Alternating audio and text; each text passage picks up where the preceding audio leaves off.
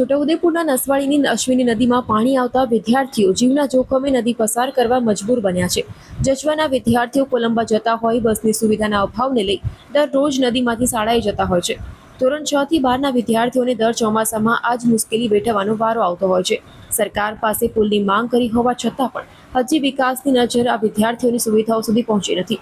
ખેડૂતો પણ દર ચોમાસામાં હેરાનગતિનો સામનો કરી રહ્યા છે। આવવાની જવાની બહુ તકલીફ પડે છે। નદી આવે તો અમારે ફરીને જવાનું બહુ મુશ્કેલ થાય છે।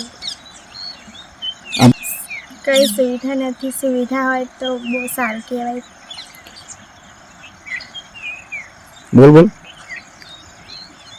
નદીમાં પાણી આવી જવા અમારે દૂરથી આવવાનું એટલે ડર લાગે જ છે, તો એ અમે આવીએ છીએ। અમારે કંઈ સુવિધા નથી, અહીંયા પુલ બની જાય એવી માંગણી છે। અમારા ગામમાં કોઈ બસની સુવિધા નથી, એટલે એના માટે ટીંબા અને જજવાના છોકરા નિહાળે જવાનું સાહેબ તકલીફ પડે છે બહુ, અને હેરાનથી જવાય છે। પુલની માંગણી છે, કોઈ નહીં કરતું સાહેબ। એટલે છોકરા હેરાન થશે, એ કંઈ છે નહીં।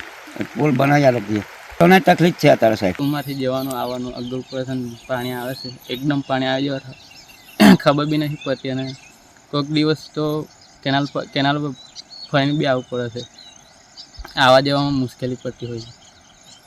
આમ તો કંઈક પુલ બની જાય કંઈક માંગણી। શિક્ષણ બી બગડે, આવવા જવામાં તકલીફ પડતી હોય। આમ તો 6 થી 8 અને 9 થી 12 સુધીના વિદ્યાર્થીઓ પણ